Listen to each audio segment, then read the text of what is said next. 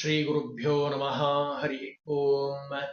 यतो जन्माद्यस्य श्रुतिसुनयमानैकविषयात् स्वतन्त्रस्तन्त्रज्ञो गुरुरपि गुरोर्यश्च जगताम् विमूढा यत्तत्त्वं प्रकटमिह वेत्तुं सुमनसो मुकुन्दं ध्यायामा वहत कुहकं तं स्वमहसा सर्वविघ्नः प्रशमनं सर्वसिद्धिकरं परं सर्वचैव प्रणेतारं वंदे विजयदं हरिं करोतु मम कल्याणं हरिर्हयमुखापितः गुरुष्टमध्वनामा मे वरदोऽस्तु निरन्तरं वाणिते करवण्यं वचरणं सर्वदा मद्वाक्यसरणीं भूयात् श्रीमदाचार्यभावक समाश्रये गुरुं भक्त्या महाविश्वासपूर्वकं निक्षेपे सर्वभारांश्च गुरो श्रीपादपङ्कजे।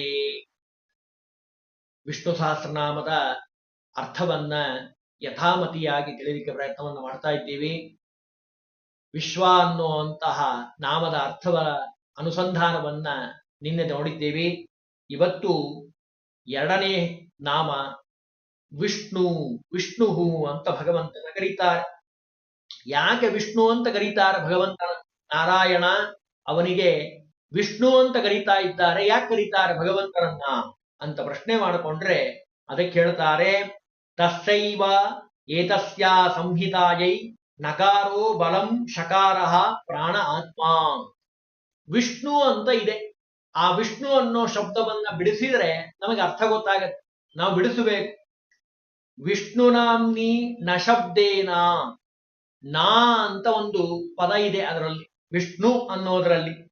ಅದು ವಿಷ್ಣೋರ್ ಬಲ ಮುದೀರ್ಯತೆ ನ ಇತ್ಯಾ ಕ್ರಿಯಮಾಣತ್ವಾತ್ ನಕಾರೋಸ್ಯ ಬಲಂ ಮತಂ ವಿಷ್ಣು ನಾಮ್ನಿ ಶಕಾರೇಣ ರಮಾ ಬ್ರಹ್ಮೇಶ ಪೂರ್ವಿಣಃ. ಬಹಳ ಸುಂದರವಾಗಿ ನಮಗೆ ತಿಳಿಸ್ಕೊಡ್ತಾರೆ. ಐತರೇಯ ಉಪನಿಷತ್ ಭಾಷ್ಯದಲ್ಲಿ ಆಚಾರ್ಯರು ನಮಗೆ ಬಹಳ ಸುಂದರವಾಗಿ ತಿಳಿಸ್ತಾರೆ. ವಿಷ್ಣು ಅಂತ ಯಾಕೆ ಕರೀತಾರೆ ಭಗವಂತನನ್ನ? ವಿಶಿಷ್ಟವಾದ ಬಲ.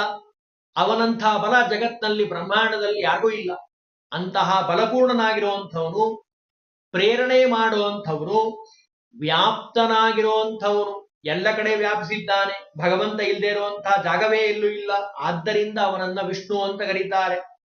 ಆತ್ಮಶಬ್ದೋದಿತಂ ತಚ್ಚ ಶಶಬ್ದೇನ ವಿಧೀಯತೆ ಶಕಾರ ಇತ್ಯ ಕ್ರಿಯಮಾಣತ್ವಂ ಪ್ರಣೇತೃತ್ವಾಂ ಚ ಪೂರ್ಣತಾ ವಿಷ್ಣೋ ಶಕಾರ ಇತ್ಯುಕ್ತ್ವಾ ವಿತ್ಯುಕ್ತೋ ವಿಶಿಷ್ಟತಾ.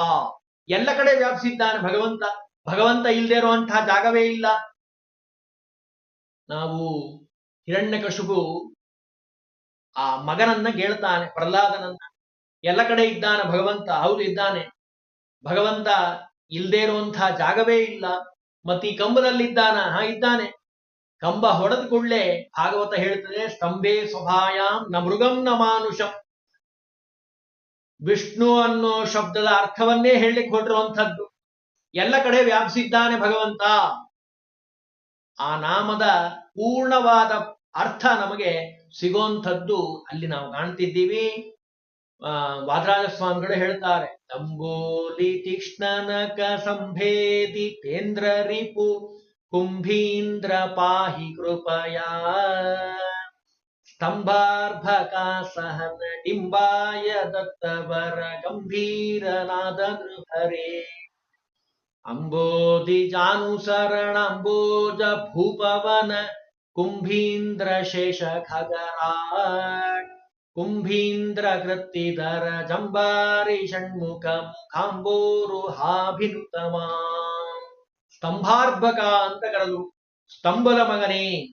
ತಂದೆ ತಾಯಿ ಇಲ್ಲ ಭಗವಂತನಿಗೆ, ಸ್ವತಂತ್ರನಾಗಿರುವಂಥವನು ಕಂಬದಿಂದ ಆವಿರ್ಭೂತನಾಗಿದ್ದಾನೆ. ಯಾಕೆ? ಸರ್ವತ್ರ ವ್ಯಾಪ್ತ ಭಗವಂತ. ವಿಷ್ಣುನಾಮ ಹೇಳ್ತಾ ಇದೆ. ಅದನ್ನ ಪ್ರತ್ಯಕ್ಷವಾಗಿ ಸಿದ್ಧ ಮಾಡಿ ತೋರಿಸಿದ್ದಾನೆ ಭಗವಂತ. ಹಿರಣ್ಯಕಶಿಪು ಕರೆದು ಕೊಳ್ಳೆ ವಾಯುದೇವರ ಸನ್ನಿಧಾನದ ಫಲ ಪ್ರಹ್ಲಾದ ರಾಜರಲ್ಲಿ ಭಗವಂತ ಸಾಕ್ಷಾತ್ಕಾರ ಆಗಿ ಬಂದಿದ್ದಾನೆ. ವಿಶಿಷ್ಟ ಬಲ ಚೇಷ್ಟತ್ವ ವಿಷ್ಣುರಿತ್ಯ ವಿಧೀಯತೆ ಪಿತಾ ಹರೇಹೇ ಪ್ರಾಣಂ ಬಲಂ ಶಕಾರಂ ನಕಾರಂ ಚಾಹ ಹಿ ಶ್ರುತಿ. ಋಗ್ಭಾಷ್ಯದಲ್ಲಿ ತಿಳಿಸ್ತಾರೆ, ಭಗವಂತ ರಮಾದೇವಿಗೆ, ಚತುರ್ಮುಖ ಬ್ರಹ್ಮದೇವರಿಗೆ ಅಷ್ಟೇ ಅಲ್ಲ, ಮೊದಲಾದ ಸಕಲರನ್ನು ಕ್ಷಣ ಕ್ಷಣದಲ್ಲಿ ಪ್ರತಿಯೊಂದು ವಿಷಯದಲ್ಲಿ ಅಂತರ್ಯಾಮಿ ಪ್ರೇರಣೆ ಮಾಡ್ತಾನೆ. ಆದ್ದರಿಂದ ಅವನನ್ನ ವಿಷ್ಣು ಅಂತ ಕರೆದಿದ್ದಾರೆ. ಅಲ್ರಿ, ಇನ್ನೊಬ್ಬರಿಗೆ ಪ್ರೇರಣೆ ಮಾಡಬೇಕು ಅಂದ್ರೆ ಅವನಿಗೆಲ್ಲ ಗೊತ್ತಿರಬೇಕಲ್ಲ. ಎಲ್ಲವೂ ತಿಳಿದಂತವನು ಭಗವಂತ. ಜ್ಞಾನಬಲ, ಕ್ರಿಯಾಬಲ, ವ್ಯಾಪ್ತಿ ಬಲ, ಎಲ್ಲ ಕಡೆ ವ್ಯಾಪ್ತನಾಗಿದ್ದಾನೆ ಭಗವಂತ. ಎಲ್ಲ ಕಡೆ ಇದ್ರೆ ಮಾತ್ರ ಎಲ್ಲವನ್ನೂ ಎಲ್ಲರಲ್ಲಿ ನೋಡ್ಲಿಕ್ಕೆ ಸಾಧ್ಯ. ಎಲ್ಲ ಕಡೆ ಇಲ್ಲ ಅಂದ್ರೆ ಎಲ್ಲರನ್ನು ತಿಳಿಲಿಕ್ಕೆ ಸಾಧ್ಯ ಇಲ್ಲ. ಅದು ಭಗವಂತನಲ್ಲಿದೆ. ದೇಶ ಕಾಲ ಎಲ್ಲವನ್ನ ಮೀರಿದಂಥವನು ಭಗವಂತ.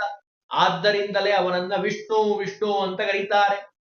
ವಿಷ್ಣುನಾಮದ ರಹಸ್ಯವನ್ನ ಮಹಿದಾಸ ಅನ್ನುವಂತಹ ಭಗವಂತನ ರೂಪ ಐತರೆಯ ಉಪನಿಷತ್ನಲ್ಲಿ ಉಪದೇಶವನ್ನ ಮಾಡಿರುವಂಥದ್ದು.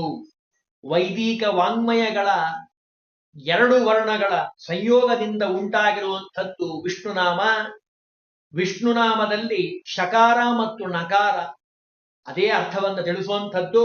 ಅದನ್ನೇ ಮಹಿದಾಸ ಉಪದೇಶವನ್ನ ಮಾಡಿದ್ದಾನೆ ಬಹಳ ಸುಂದರವಾಗಿ. ಅಂತಸ್ಥಿತ ಉಕಾರಸ್ತು ತಾತ್ಸಲ್ಯಂ ಹಿ ಹರೇರ್ವದೇ ಏವಂ ವಿಶಿಷ್ಟ ಪ್ರಾಣತ್ವ ಮಾತತ್ವ ಚ ಸರ್ವತಃ. ಬಹಳ ಸುಂದರವಾಗಿ ಮಹಿದಾಸರ ರೂಪಿ ಭಗವಂತನೇ ತಿಳಿಸ್ತಾನೆ ವಿಷ್ಣು ಅಂತ ಯಾಕೆ ಕರೀತಾರೆ. ಇನ್ನು ಸಮಗ್ರವಾಗಿರುವಂತಹ ವೈದಿಕ ವಾಂಗ್ಮಯ ಅಂತೇನಿದೆ ಅಲ್ಲ, ಅದರ ವಿಶಿಷ್ಟವಾದ ಅರ್ಥ ಹೃಸ್ವ ಮಾಂಡೂಕೆಯ ಋಷಿಗಳು ಸಹಿತ ಈ ಮಾತನ್ನ ನಮಗೆ ತಿಳಿಸಿ ಹೇಳ್ತಾ ಇದ್ದಾರೆ. ಆ ವಿಷ್ಣುವಿನ ನಾಮದ ಮಹತ್ವವನ್ನ. ಇಷ್ಟೇ ಅಲ್ಲದೆ ವಿಷ್ಣುನಾಮದ ಅನುಸಂಧಾನವನ್ನ ಮಾಡದೆ, ಅಂದ್ರೆ ವಿಷ್ಣು ಅಂತ ಯಾಕೆ ಕರೀತಾರ ಭಗವಂತನನ್ನ ಅಂತ ತಿಳಿಯದೆ ಅಧ್ಯಯನ ಮಾಡ್ಲಿ, ಹೋಮ ಮಾಡ್ಲಿ, ಎಲ್ಲವೂ ವ್ಯರ್ಥ ಅಂತ ಹೇಳಿ ಕಾವಶೇಯ ಋಷಿಗಳು ಅಭಿಪ್ರಾಯವನ್ನ ವ್ಯಕ್ತಪಡಿಸಿದ್ದಾರೆ. ಆಹುರ್ ಋಷಯ ಕಾವಶೇಯ ಕಿಮರ್ಥ ವಯಮಧ್ಯೇಷ್ಯಾಮಹಿ ಕಿಮರ್ಥ ವಯಂ ಯಕ್ಷ್ಮಾಮಹಿ. ಅಂದ್ರೆ ನೋಡಿ, ವಿಷ್ಣು ಅನ್ನೋ ಶಬ್ದಕ್ಕೆ ಅರ್ಥವನ್ನ ತಿಳಿಯದೆ ನೀವೇನ್ ಓದಿದ್ರು ಅಧ್ಯಯನ ಮಾಡಿದ್ರು ಪ್ರಯೋಜನ ಇಲ್ಲ. ಮತ್ತೆ ವಿಷ್ಣುವಿನ ಮಹತ್ವಕ್ಕೆ ಇನ್ನೂ ಒಂದು ಉದಾಹರಣೆಯನ್ನ ಕೊಡಬಹುದು. ಹರಿವಂಶ ಪುರಾಣದಲ್ಲಿ ಒಂದು ಶ್ಲೋಕ ಇದೆ. ಎಲ್ಲ ವಿದ್ವಾಂಸರ ಬಾಯಲ್ಲಿ ಈ ಶ್ಲೋಕವನ್ನ ಕೇಳಿರ್ತೀರಿ. ಅದನ್ನು ಅನುಸಂಧಾನ ಮಾಡಬೇಕು ಅಂತಾರೆ. ಎಲ್ಲ ವಿದ್ವಾಂಸರು ಜ್ಞಾನಿಗಳ ಬಾಯಲ್ಲಿ ಈ ಶ್ಲೋಕ ಬರ್ತಾ ಇರ್ತದೆ. ಅದನ್ನು ಅನುಸಂಧಾನ ಮಾಡಬೇಕು. ವಿಷ್ಣು ಅನ್ನೋ ಶಬ್ದಕ್ಕೆ ಅರ್ಥವನ್ನ ಹೇಳ್ತಾರೆ. ಹರಿವಂಶದಲ್ಲಿ ಬಂದಿರುವಂಥದ್ದು ವೇದೇ ರಾಮಾಯಣೇ ಚೈವ ಪುರಾಣೇ ಭಾರತೆ ತಥಾ ಆದಾವಂತೆ ಚ ಮಧ್ಯೆ ಚ ವಿಷ್ಣು ಸರ್ವತ್ರ ಗೀಯತೆ. ಪ್ರಸಿದ್ಧವಾಗಿರುವಂತಹ ಶ್ಲೋಕ ಇದು. ಇದರ ಅರ್ಥ ಏನಪ್ಪಾ ಅಂತ ಕೇಳಿದ್ರೆ, ವಿಷ್ಣು ವಿಷ್ಣು ಅಂತ ಕರೀತಾ ಇದ್ದಾರಲ್ಲ, ವಿಷ್ಣುವಿನ ನಾಮದ ಮಹತ್ವವನ್ನು ತಿಳಿಸ್ತಾ ಇದ್ದಾರೆ ಇಲ್ಲಿ. ವಿಷ್ಣು ಅನ್ನುವಂಥ ನಾಮ ಇದೆ ಅಲ್ಲ, ಅದು ವೇದದಲ್ಲಿದೆ. ವಿಷ್ಣು ಸೂಕ್ತ ಅಂತಾನೆ ಇದೆ. ರಾಮಾಯಣದಲ್ಲಿದೆ. ಸಾಕ್ಷಾತ್ ವಿಷ್ಣುವೇ ವಾಸುದೇವ ರೂಪಿ ಭಗವಂತ ರಾಮನಾಗಿ ಅವತಾರ ಮಾಡಿದ್ದಾನೆ. ಎಲ್ಲ ಪುರಾಣಗಳಲ್ಲಿ ಬರುತ್ತೆ.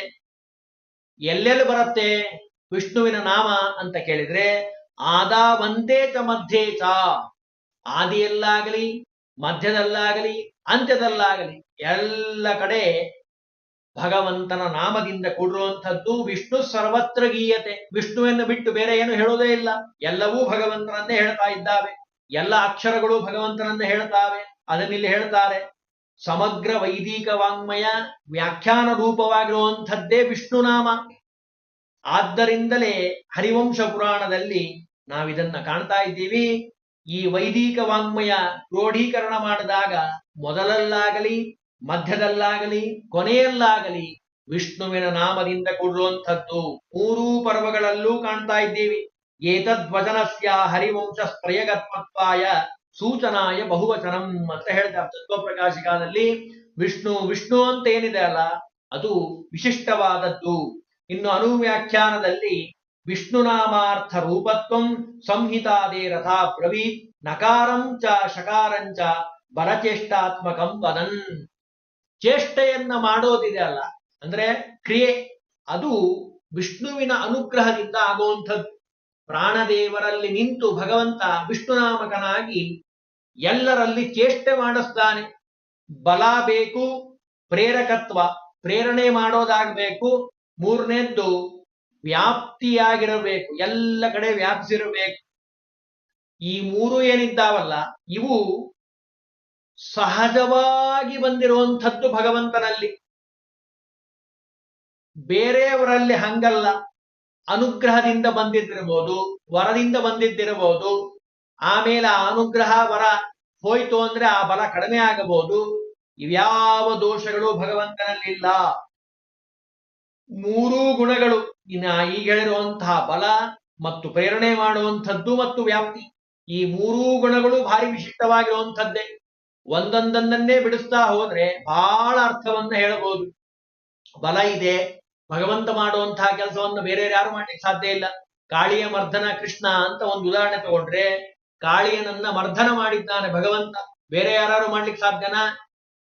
ಕಾಲೀರುಧಾವಸತ ಕಾಲೀಯ ಕುಂಡಲಿಪ ಕಾಲಿಸ್ತ ಪಾದ ನಖರ. ವಾದರಾಜ ಸ್ವಾಮಿಗಳು ಬಹಳ ಸುಂದರವಾಗಿ ದಶಾವತಾರ ಸ್ತುತಿಯಲ್ಲಿ ಹೇಳ್ತಾರೆ. ಅಷ್ಟೇ ಅಲ್ರಿ, ಹಾವಿನ ಮೇಲೆ ಯಾವಾಗ್ಲೂ ಮಲಗಿರ್ತಾನೆ ಭಗವಂತ, ಶೇಷಶಾಹಿ ಅಂತ ಕರೀತಾರೆ. ದೂರದಲ್ಲಿ ಹಾವಿನ ಮೇಲೆ ಮಲಗೋದಲ್ಲ, ದೂರದಲ್ಲಿ ಹಾವು ಬರ್ತಾ ಇದೆ ಅಂತ ಸಾಕು, ಯಾರು ಇಲ್ಲಿ ಹತ್ರ ಇರೋದಿಲ್ಲ, ಓಡಿ ಹೋಗ್ತಾರೆ ಎಲ್ಲರೂ. ಅಂಥದ್ರಲ್ಲಿ ಆ ಹಾವಿನ ಮೇಲೆ ಮಲಗಬೇಕು ಅಂದ್ರೆ ಲೋಕ ವಿಲಕ್ಷಣ ಭಗವಂತ.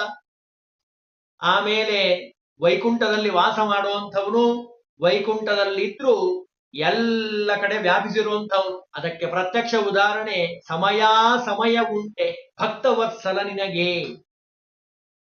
ಆ ಕಾಗಿನೆಲೆ ಆದಿಕೇಶವ ಕನಕದಾಸರು ಸ್ತೋತ್ರವನ್ನ ಮಾಡಿದ್ದನ್ನು ನಾವು ಕಾಣ್ತೀವಿ. ಕರೆದು ಕುಳ್ಳೆ ಶಿಶು ಪ್ರಹ್ಲಾದ ಕರೆದು ಕುಳ್ಳೆ ತಕ್ಷಣ ಬಂದು ಅನುಗ್ರಹವನ್ನ ಮಾಡಿದ್ದಾನೆ ಆ ಪ್ರಹ್ಲಾದನ ಮೇಲೆ. ಹಾಗೆ ಆ ನಾಮವನ್ನ ಹೇಳಲಿಕ್ಕೆ ಹೊರಟಿರುವಂಥದ್ದೇ ವಿಷ್ಣು ನಾಮ. ಎಲ್ಲ ಕಡೆ ವ್ಯಾಪಿಸಿದ್ದಾನೆ ಭಗವಂತ. ಭಗವಂತ ಇಲ್ಲದೆ ಇರುವಂತಹ ಜಾಗವೇ ಇಲ್ಲ. ಅಣುರೇಣು ತೃಣಕಾಷ್ಟ ಪರಿಪೂರ್ಣ ಗೋವಿಂದ. ಆದ್ದರಿಂದ ಅವನನ್ನ ವಿಷ್ಣು ವಿಷ್ಣು ಅಂತ ಕರೀತಾರೆ. ತಸ್ಸೈವ ಏತಸ್ಮಾ ಸಂಹಿತಾಯೇ ನಕಾರೋ ಬಲಂ ಶಕಾರಃ ಪ್ರಾಣ ಆತ್ಮ ಸಹೋಹೈತು. ಐತರೆ ಉಪನಿಷತ್ತಲ್ಲಿ ತಿಳಿಸ್ತಾರೆ. ಅಂದ್ರೆ ವಿಷ್ಣು ವಿಷ್ಣು ಅಂತ ಯಾಕೆ ಕರೀತಾರೆ ಭಗವಂತನನ್ನ ಅಂತ ಚಿಂತನೆ ಮಾಡೋದಾದ್ರೆ ಈ ರೀತಿ ಚಿಂತನೆ ಮಾಡಬಹುದು. ವಿಶಿಷ್ಟವಾದ ಬಲದಿಂದ ಕೂಡಿರುವಂಥವನು, ಪ್ರೇರಕನಾಗಿದ್ದಾನೆ ಮತ್ತು ವ್ಯಾಪ್ತನಾಗಿದ್ದಾನೆ. ಎಲ್ಲ ಕಡೆ ಭಗವಂತ ಇದ್ದಾನೆ. ಭಗವಂತ ಇಲ್ಲದೆ ಇರುವಂತಹ ಜಾಗವೇ ಎಲ್ಲೂ ಇಲ್ಲ ಅಂತ ನಾವು ತಿಳಿದ್ರೆ ನಮಗೆ ಭಯ ಅನ್ನೋದಿಲ್ಲ. ಯಾಕೆ? ರಕ್ಷಣೆ ಮಾಡಲಿಕ್ಕೆ ಭಗವಂತ ಇದ್ದಾನೆ ಎಲ್ಲ ಕಡೆ. ಯಾವ ಭಯವೂ ನಮ್ಮಲ್ಲಿ ಇರೋದಿಲ್ಲ.